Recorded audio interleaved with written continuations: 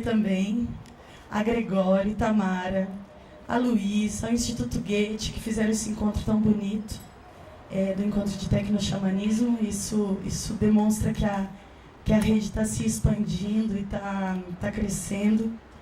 E eu estou muito feliz com esse encontro. E também o lançamento do livro que vai ser hoje, que foi um trabalho de quase 2 anos. O livro ter ficado, uma convocatória aberta na internet, em 3 línguas, 4, por 8 meses, e depois toda a trabalheira que é fazer seleção de textos e tal. E o Instituto Goethe veio para nos ajudar a organizar ele. A Invisíveis Produções fez toda a diagramação. E ficou muito bonito o livro. Ele é um e-book, na verdade, e daqui um pouquinho a gente vai estar botando ele no ar e apresentando ele para vocês. E dizia ali no programa que eu tinha que falar um pouquinho o que a rede tem feito nesses últimos tempos. Então, o que ela tem feito?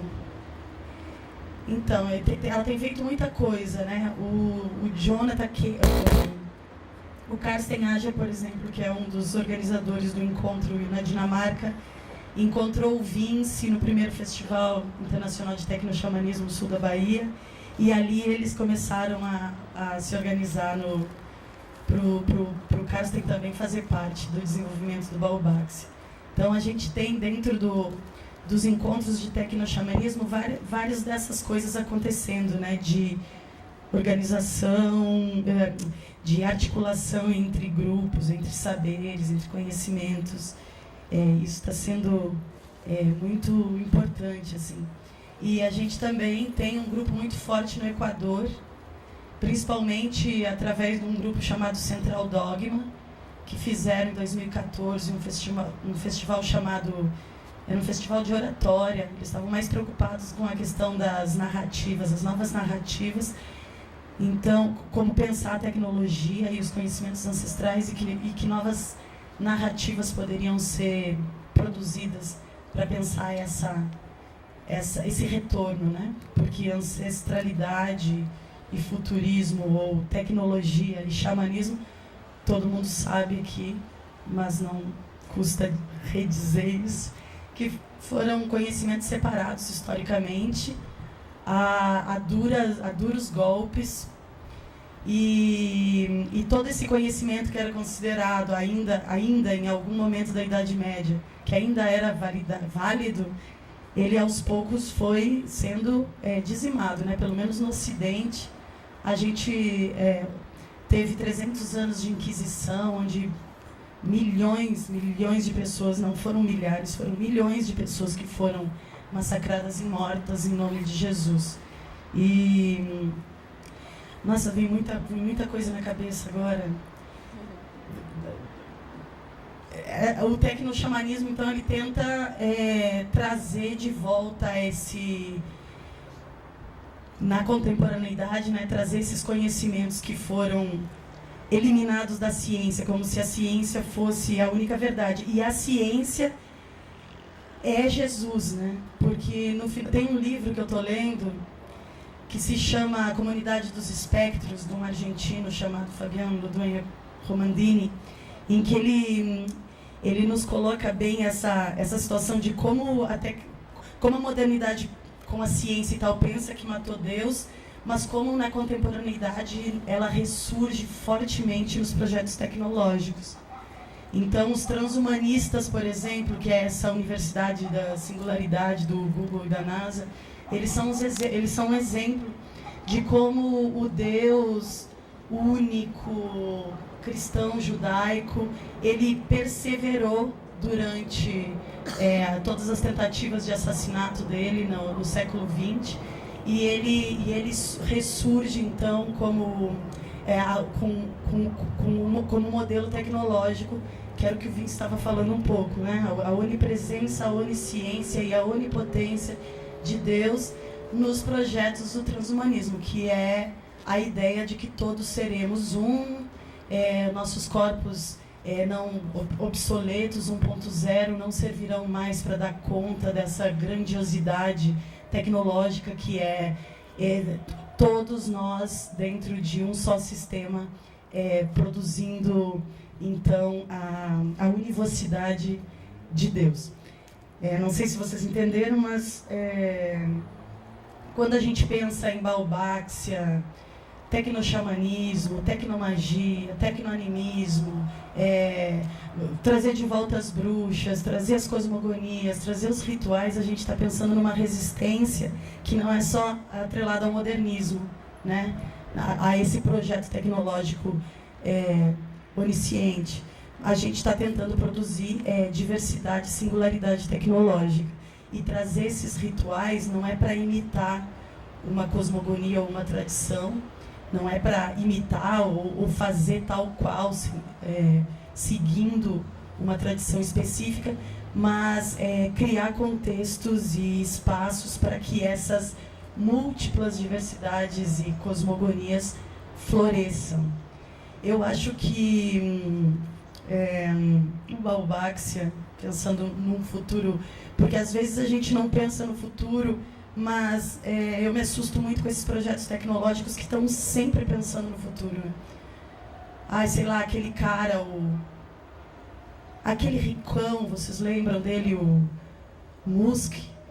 O Elon Musk, por exemplo. Eu acho o Elon Musk super assustador, porque é um jovem bilionário que faz investimentos de milhões, 5 bilhões o projeto dele. E aí ele vai investindo, né, em projetos de futuro, que um é contra sei lá, o petróleo, as energias fósseis, que se diz, né? Então, criando carros elétricos e tal, em alto estilo, para dizer assim, não se preocupem, nós estamos guardando o futuro para vocês. Nossos carros agora serão eletrônicos, não usaremos mais combustíveis fósseis, mas vocês terão que comprar de mim e das companhias a mim agregadas. E, por outro lado, investido em projetos espaciais, de ocupação espacial, por enquanto robótica, mas a Lua e Marte já estão totalmente mapeadas, e esse projeto de futuro está sendo colocado assim, com essa assinatura, né? A assinatura dos donos do mundo. Então, as resistências possíveis, eu achei legal quando o Vince disse, olha, quando eu perguntei do futuro, ele falou, tem que olhar para o passado, porque quando a gente fala em ancestro-futurismo, a gente está falando exatamente disso. Só que invertendo um pouco essa ideia linear, né? Não pensando o futuro como algo que está na frente e o passado como algo que está lá atrás.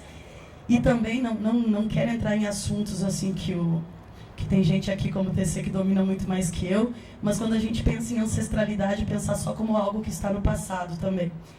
Evitar isso, né? E como se que a ancestralidade também não tivesse no futuro. O Davi Copenau é bom de falar em ancestralidade do futuro. Então, eu acho que uma das características do tecnoxamanismo, eu realmente estou meio atrapalhada de estar nessa posição, é meio estranho, eu vou falar para as caixas. Eu acho que tem várias características do tecnoxamanismo, né? Uma delas é esse investimento ontem a gente estava brincando no bar lá, né? Na ressurreição do espírito dos Hack Labs, que geralmente, principalmente na Europa, assim, Berlim, Londres e tal, você vê os Hack Labs, eles são super shows. A gente não tem Hack Labs aqui parecido com o deles, porque já tem Hack Labs de 20 anos, 30 anos, as coisas funcionam, é meio anarquista, alguns são donos dos Hack Labs, mas você vê que não tem um espírito lá, né? Que o espírito ele foi vendido para algum projeto moderno também. Seja funcionando como Fab Labs, que é o que a NASA faz, por exemplo, de acabar com todos os seus empregados e investir na terceirização, e usa muito conhecimento dos Hack Labs para isso, ou dos Fab Labs. Então, um Hack Lab que era cheio de ideias de compartilhamento, de produção coletiva, se torna pequena fabriqueta de parafuso para o foguete tal, né, ou do carro tal, ou etc. Então, esse espírito dos Hack Labs, ele precisa recuperar. E aqui no Brasil, a gente tem alguns exemplos de ideias e projetos que ainda funcionam com um espírito mais profundo, digamos assim, ou pelo menos singular, mas ao mesmo tempo falta o dinheiro, o investimento, o financiamento, ou fica atrelado demais ao Estado. Então, essas complexidades assim que vão envolvendo o espírito do Hack Lab acabam por destruir esse espírito revolucionário, tecnológico, subjetivo e tal. Então, para ir definindo assim, uma das... Tenta tirar do espelho para mim, espelhar, aliás, e abrir o Tecnoxamanismos. Então, uma das características do tecnoxamanismo é, sim, esse investimento no desejo pelo software livre, pela autonomia tecnológica, por trazer isso à tona. Abre o Tecnoxamanismos, por favor, ali, ó, terceiro de baixo por cima, ali. Aqui. E aí o Goethe. Tecnoxamanismo Instituto Goethe, ali, o segundo daqui para lá. Isso. Então, uma dessas forças é essa. A outra, eu acho que é muito potente, são o que a gente tem chamado de rituais do it yourself ou cosmogonias livres. Que a ideia aqui é começar